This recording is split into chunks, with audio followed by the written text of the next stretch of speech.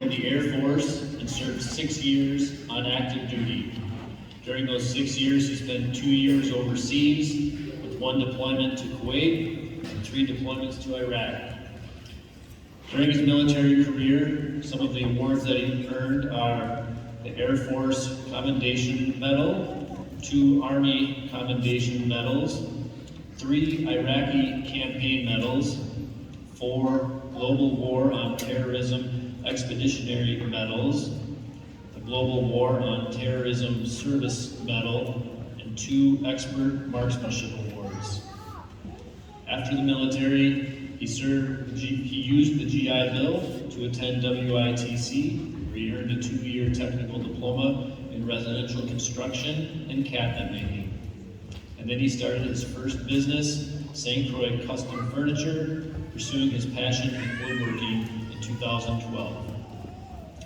Since then, with a business partner, he has started multiple other businesses focusing on land development, waterfront home renovation, commercial acquisitions, and property rentals.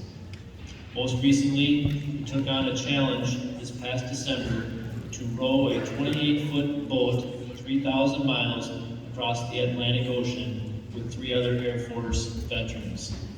Yes, that's right, you heard me, row, not sail, drive, row, 3,000 miles. They were competing in a race which goes from the Canary Islands to Antigua. Their goal was, and still is, to raise awareness for veterans' mental health, suicide prevention, and PTSD. Nearly a third of the way into the race, just under 900 miles and 16 days in, their boat capsized in 30-foot waves.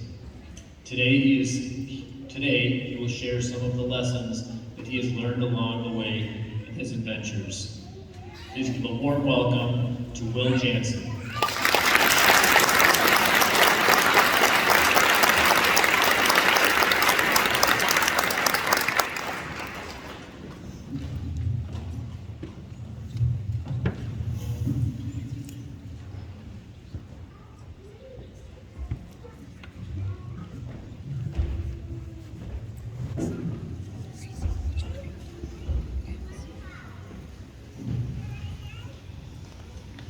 Good afternoon. 20 years ago, I walked across the same stage, being the first senior class to graduate this school. And when Mr. Ward asked me to speak about a year and a half ago, I thought about what I could share that would be of interest relating to my experiences in the past 20 years. Little did I know that at the time, it would be in the last 5 months that I really have learned the most about myself and learned the hardest lessons. Today, I would like to share some of those lessons with you. The definition of adversity is a state of hardship or affliction. And the definition of resilience is the ability to recover quickly from illness, change, or misfortune.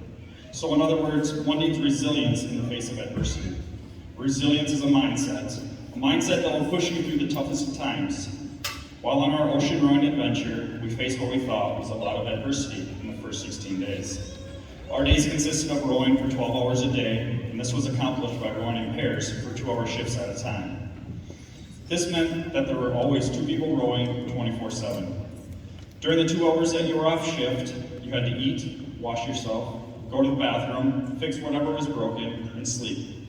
Normally, you never got more than 90 minutes of sleep, and this rushed your mind to a point where you didn't know the difference between reality and dreaming. But you have no choice but to push yourself through and keep rowing because there are 3 other guys that are on the boat counting on you to push yourself, and you hope that they are doing the same. Sleep deprivation was the worst part of the adventure up until day 16. On December 28th at approximately 3:30 in the morning, Chad and I were on deck when we were hit by a wind gust that sounded like a freight train. Several days prior, we had encountered 40 to 50-foot waves that had been made by the same storm that dropped a ton of snow in this area right before Christmas. On the 26th and 27th, the waves had calmed down a bit. We were in a consistent 30-foot swell coming out of the north to northeast with 30-mile-an-hour sustained winds and 40-mile-an-hour gusts. Because we were traveling in a westerly direction, this meant we were essentially running parallel with the waves. We guessed that the gust of wind that hit us was well over 60 miles an hour. and it hit us when we were at the crest of a wave. This combination caused the boat to immediately flip upside down, throwing Chad and I overboard. We had been told that our boat was designed to right itself, just in case something like this happened, and it's also a requirement by the race coordinators, but our boat didn't right itself. We were now in the most adverse situation anyone can dream of.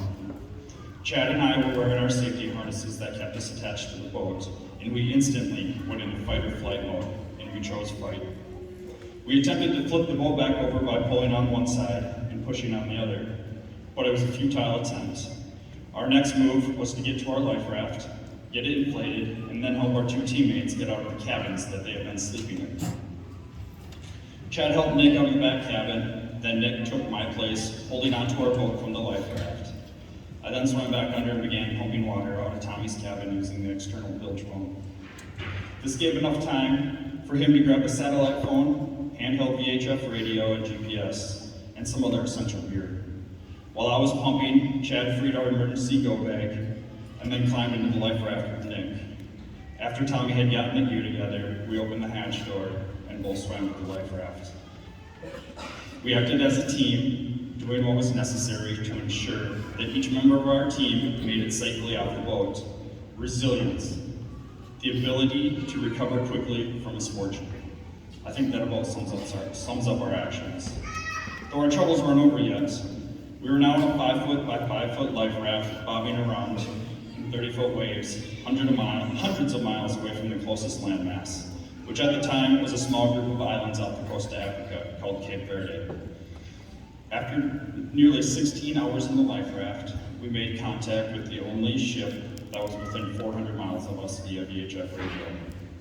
The Hans Göteborg was a 700-foot cargo ship that was on an uncommon route for typical ships in the Atlantic, traveling from South Africa to Canada. They were nearly 15 miles away from us when they heard our mayday calls. Though it's not maritime law for them to answer and help a mayday distress call, they decided to help us. The Hans Göteborg maneuvered through the water towards our location, and with their bow facing into the now 20-foot waves, they essentially parked their 700-foot ship right next to us. We had been told that the most dangerous part of the rescue would be a ship-to-ship transfer. And now, we had to do it in the dark and in really big waves. The crew threw us a line so that we get the life raft right next to the ship, and then they dropped down a rope ladder, one that looked like it came off a pirate ship, wooden rungs and all. Completely drained of all energy, mentally and physically exhausted, one by one, each one of us had to climb up the 20-foot rope ladder that was swinging off the side of the ship. With all of us safely aboard the ship, we had spent nearly 18 hours in the life raft. For those interested in hearing full detailed account of our row and seeing footage of our rescue, you go to invertedintheatlantic.com. One of the most important lessons that I learned from this experience is that it is okay to fail. Our goal was to finish the race, showing veterans there's more to life after serving in the military. But in reality, what we went through and what our story is now will have a much bigger impact than just by crossing the finish line. Personally, I struggled with PTSD for several years after getting out of the Air Force. Taking on this challenge provided 3 things for me: pursuing an adventure, camaraderie, and providing a sense of purpose. These 3 things not only help veterans, but can help anyone struggling with mental health. Grab a group of friends, go on a trip, doing some activities that you love, and see how you feel afterwards. Use this time to talk with your friends. Put down your stupid phones and talk. One of the other veteran teams that we raced with this past year had a great motto: it's not weak to speak. If you're struggling with something, talk to your friends about it. They would much rather listen to your struggles than listen to your eulogy. Along with accepting failure, I also learned the importance of accepting change. My team and I thought we were going to compete in the race and use it to learn something about ourselves and hopefully heal some past trauma. But really, we just came home with more trauma. Proverbs 16:9 says, "In his heart, man plans his course, but the Lord determines his steps." We had these big plans of how we thought things would pan out, but clearly, through a lot of miracles that happened on December 28th, I have a different story to share. I'm standing in front of you only by the grace of God, and the plans that are in place now are way bigger than I ever thought possible. In change, there's discomfort, but in discomfort, there's growth. How you react to the change is up to you. Obviously, rowing a 28-foot boat across the ocean has its risks. I knew what those risks were, and I knew the potential for the worst possible outcome. But I would put the row in the calculated risk category. Even though our boat was supposed to right itself didn't, and the country that received our emergency signals did not respond to them, and our sat phone got wet and didn't work. We did have a waterproof VHF radio and GPS, and that was paramount to our rescue. We had contingencies and safety protocols in place to make it as safe as possible. I think it's important to take risks in life, and I challenge the graduates to take on these calculated risks. Wrapping up, I want to encourage the graduates to surround themselves with people that will go on an adventure with you, will challenge you, and push you out of your comfort zone. I encourage you to take risks and think bigger. Sometimes you will fail, but that's okay. In the face of adversity, I hope that you are resilient and that you grow from it. Remember, you don't have to figure out the rest of your life today. You only have to figure out what's next.